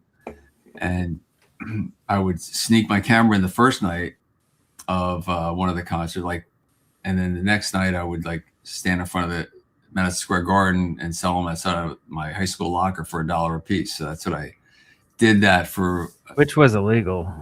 All right. Well, I got arrested at the Kiss concert in 77.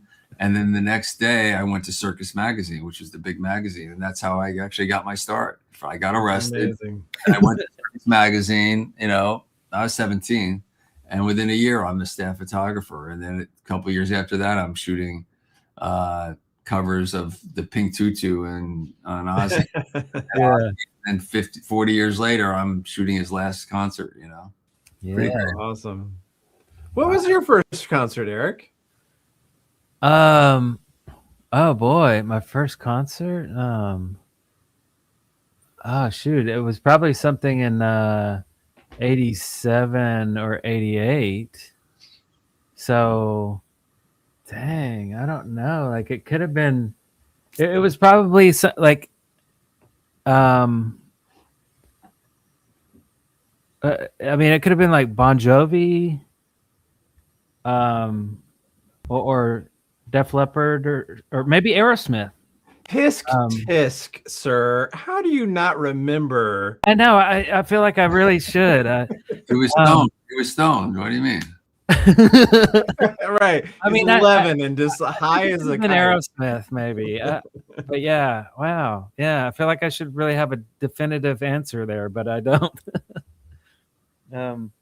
Wow. Because like in 88, 87 to 89, it was just so many concerts. There was. It was just like this one. It was like like Poison, Motley Crue, and then it was Cinderella, and it was even though we lived in little old Huntsville, Alabama. Every big act. Everybody came through here, so it was like, I'm going to that one. Oh, I'm going to that one. So it was just a whirlwind. So I can't remember the first, but man, they're all great. You know, the one though that I always regret not ever seeing, even to this day, ever, which happens to be my favorite metal band of all time, Metallica. Metallica, yeah. Never saw them. Always wished I could. Yeah. I still wish I can. I haven't. Well, you No can. opportunity. You actually can. They're still touring. I need right. I need Yeah, to they're still touring. be proactive here. Yeah. So that's my lifelong dream right there, is to see them. And what was the first? This is a message from Catchring 9262. What was the first concert you two guys went together? Oh. Okay. I remember we were talking about it, but I don't think I wound up going. Darrell, that doesn't count. I know it doesn't count, but it's just like the first thing that came to mind. Like Poison was coming to town. This was 88. Yeah.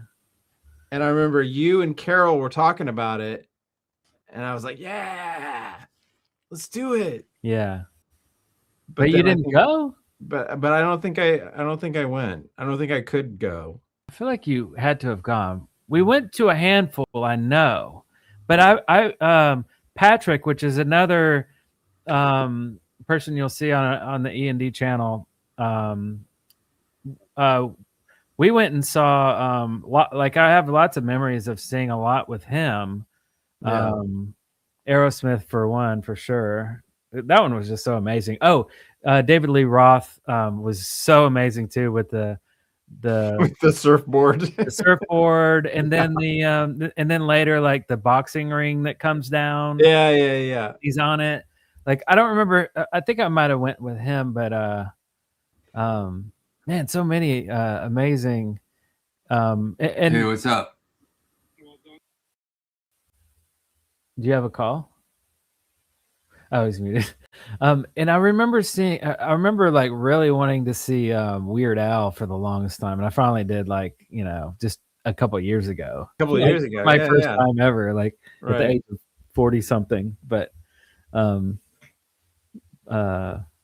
he didn't really come to Huntsville a lot, like back in the day. But now he comes all the time. I feel like he just came again last year. I missed it, but.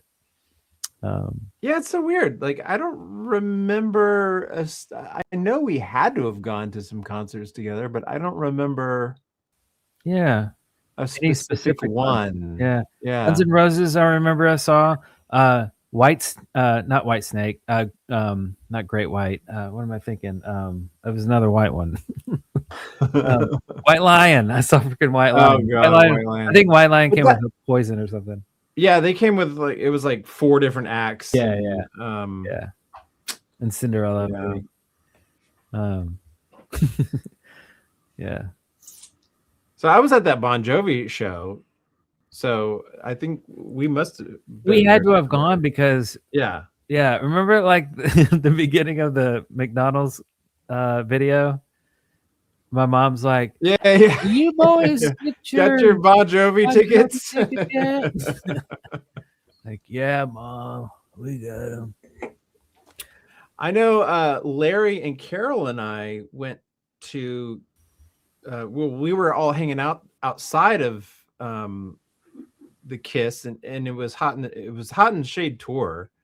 And I remember we saw Eric Carr like walk out of a door of the VBC from a distance. We could recognize it because little tiny dude, and his hair was like enormous.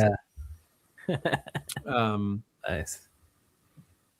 Did you go to that show? Did you go to?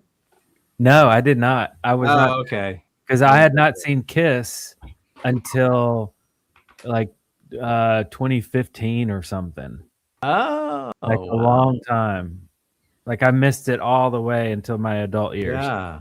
That was the first one, and then Larry and I went and saw the reunion tour in '96 in Birmingham, Alabama. I think that's the only Alabama. Well, I said Birmingham, not Birmingham. All right. That's the distinction. But yeah, I think that's the only. I've only seen them twice. When did you shoot Kiss, Mark? Like when did you start? When did you first shoot them? The sneaking in days. The first time I shot them, it was their first show at Madison Square Garden in 1977 in February. Oh, that was when you snuck in. Okay. 77. That was like what, Dynasty? I'm not sure. No. So, Dynasty was 79. That would have been Rock and Roll Over, maybe Rock and Roll Over. I think. Okay. Yeah. But then I shot him in 79, and I shot him every tour since, really. And then I became in 83 when they took the makeup off. They came to my studio, which was 3 blocks. It's my first studio in New York City, out of New Jersey, and they came to my studio 2 blocks from where I got arrested from.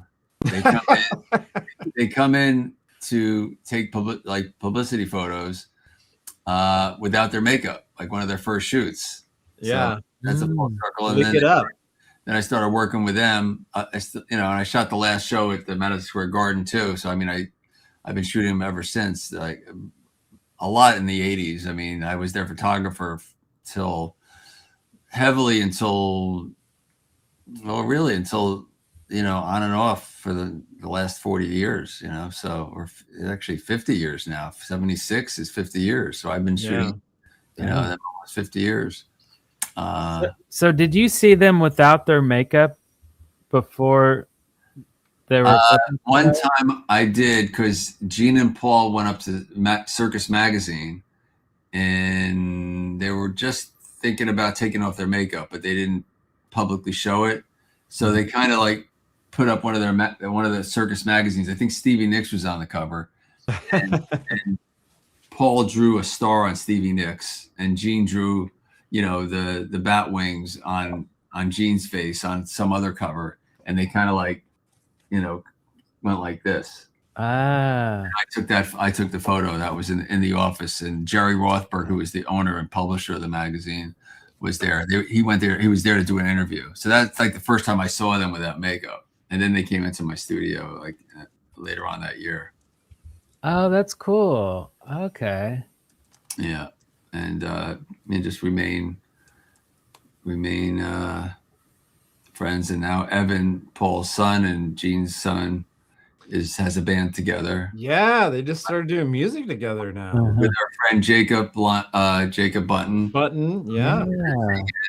Pretty much helping with that project, with amongst others, like a lot of others. So it's like another full circle. Yeah, for sure. But I think I'm gonna head out because I have a big day tomorrow. I got to check into a place that I don't want to check into, but I do. For real. I have to. And I guess my message to everyone out there is don't be afraid to, if you're not feeling good and you think you might have something, it's better to check early on, like I did. Because really, if I didn't check, I wouldn't have known, because I've been feeling great. It's not like I've been in pain or anything during this whole time. I haven't had any effects, really, no pain. So I wouldn't have known. So if I didn't get checked, it would have probably spread outside the bladder and I wouldn't have known. And then it would have been a death sentence. So I'm lucky that I caught it when I did. And that's because I listened to someone that said, check it out, because I was like going to the bathroom a lot at night, and they said, you should check out your prostate or this. And then, so they checked and they found out. So you better know what you got before it's too late. And I'm going into this with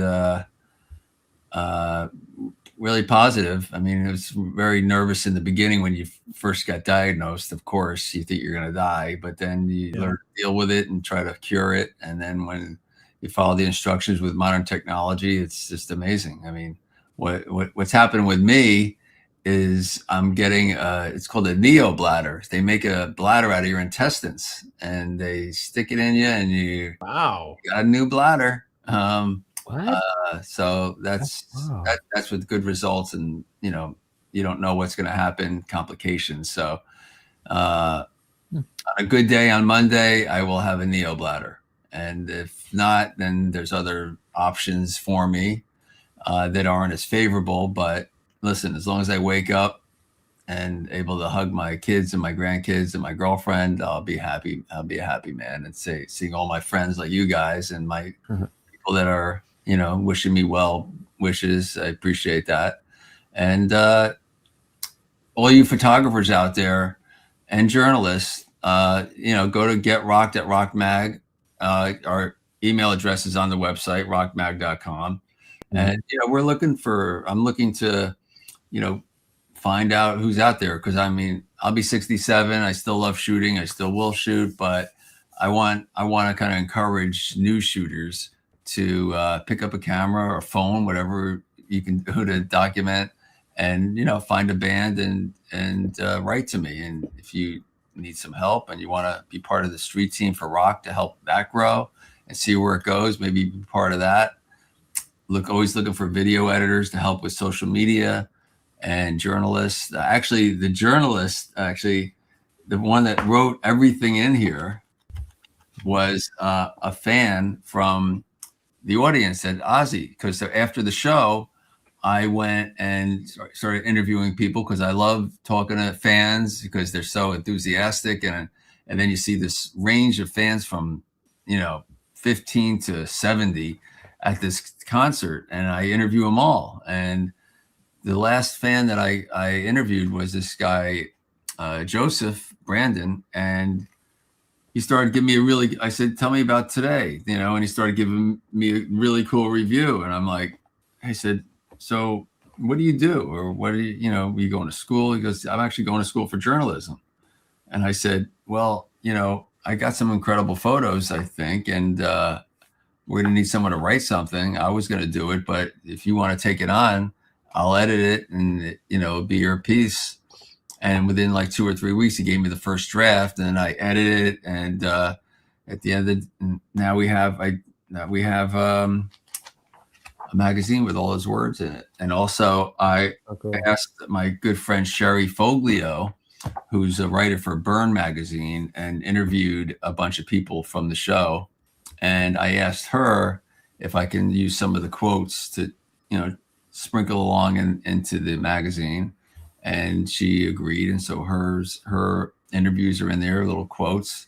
And then I think there was an interview with Billy Morrison, or not Morrison, Billy Corrigan from Smashing Pumpkins. He has a really cool channel that he interviewed Youngblood on. So there was a really nice quote that I pulled from that, and gave him credit. I think there was something from Eddie Trunk's show. He interviewed someone. So we give people credit. We just grab a little piece here and there and turn it into a magazine. So any fans out there that are interested,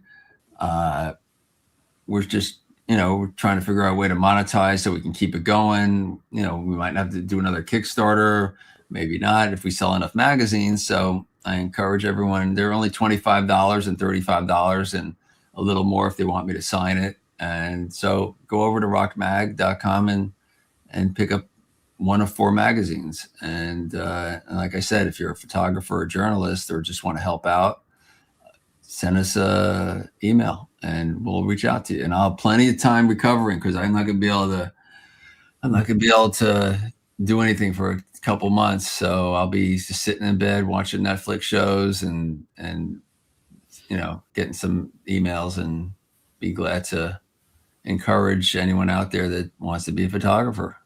Yeah. Sweet. Very cool. Hell yeah, man. Well, we wish you all the best, Mark. Hell yeah. Get all up in there and get rocked. Get rocked. And yeah, hope everything is good. I'm sure it will be, and we'll be talking to you soon. All right, brothers. All right, dude. Well, rock on, and peace. All right. Well, that seems to be the conclusion of another Eric and Darrell Live. Yeah. And, has it been it has been wow. Can you believe we've actually done 2 hours? I know. Can you actually believe that we've stuck to that and committed to that. And Well, I mean, yeah, he has somewhere to go, and actually, I have somewhere to go. I have to work at tomorrow morning. I got to get up at 6 a.m. that's right. You got work too. A week-long gig. So, And does anyone know what these credits are from? By the way, shout it out in the chat room. The you first might, one if you catch one, wins. There's one particular name I think will be a dead giveaway. But it's interesting. These aren't like slow crawling. I know, yeah. So No, I think it does this. It does the card thing, and then it starts scrolling later. Yeah. I don't know. Well, Mark is always awesome to have on the show. Yeah. And these magazines are just really cool. Bringing it back, baby. Oh, we have a winner. Hey, we got a winner already. Full Metal Jacket, Exile. Wow, good call. Good call. Nice work. Well, cool, man. That was a great episode, and maybe we'll see Larry next time. I don't know. Hopefully so. But yeah. we'll have lots of goodies for you, and we're having an amazing time with this creating music and stuff. So at the beginning of the show, if you missed the craziness at the very beginning of the show, when you see the countdown happening, roll it back after the show and take a listen. It's pretty amazing. We're gonna have some even more amazing stuff next week as we keep discovering new tools out there. It's pretty fun. So well, cool, man. You know, I got this to finish off. Oh so boy, look at you. I've been just barely sipping, so I need to get busy. You know, we just got a Nintendo Switch 2, so oh really? that's where I'm heading. Finally Yeah. get your hands on one. What, those came out like 3 or 4 months ago? Something like that. Last year, October, something like that. And Yeah. they were just sold out everywhere, and finally yeah. we got one like last month, like recently, so it's still brand new. Man, that new Mario Kart is pretty freaking sweet. You'll have to show me that next time I'm over there. Mhm. Yeah. So excellent. Did you see anybody that you wanted to fire this week, Darrell, or do you think the whole crew was pretty good? Oh, well, you know. They all seem like they were pretty good this time. We didn't really have any good any tech issues. I didn't have to fire anyone because I'm sure that like somebody got fired off of this. I'm sure. all on their own. All on their own. Oh man.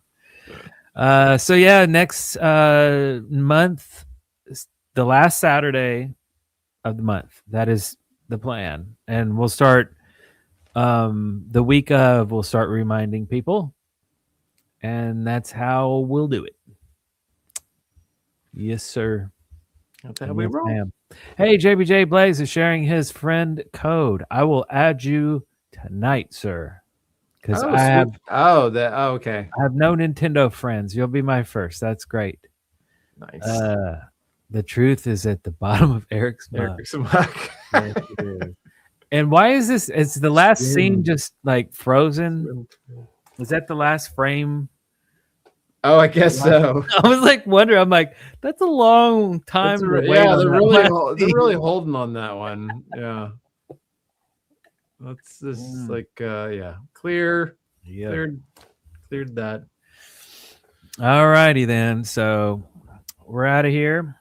Thanks again a bunch. Thanks for joining us on another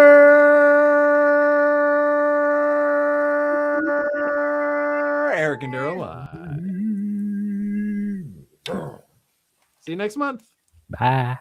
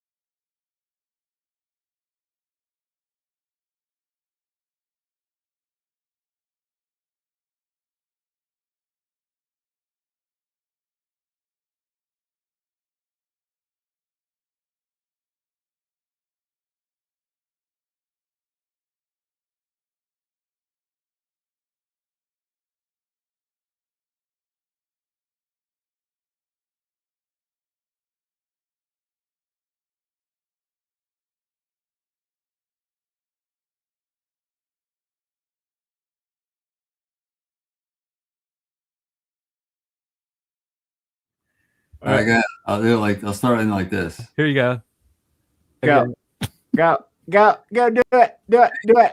Hey guys, I just want to say one thing. Oh, hold on a second. Hold on. Wait a minute. Oh, the good old days. Clack, clack, clack.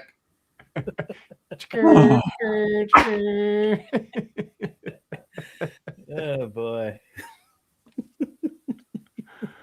Awesome.